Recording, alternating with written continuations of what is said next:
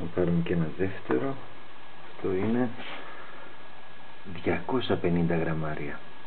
Αυτό τώρα πρέπει να το ξεκοκαλίσω μπροστά σας για να δείτε τι κρέας βγάζει. Μισό λεπτό. Πώς θα το κάνουμε τώρα αυτό? Με ένα χέρι. Λοιπόν, βλέπετε εδώ κομμάτια?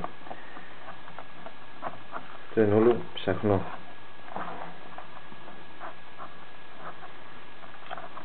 Αυτό είναι όλο ψαχνό. Εδώ μέσα είναι όλο ψαχνό.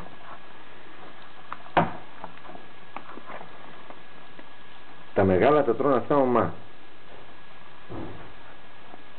Λοιπόν, δεν μπορώ με ένα χέρι, παιδιά, λυπάμαι πολύ, αλλά όπως βλέπετε το κρέας είναι πολύ.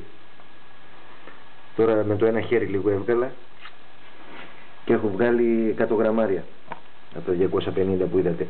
Τώρα αν πω να το αδειάσω καλά με δυο χέρια, και αυτό όλο ψαχνό είναι, εδώ είναι όλο κομμάτια τώρα. Και εδώ μέσα το γιαντέτς με δυο χέρια βγαίνουν εύκολα.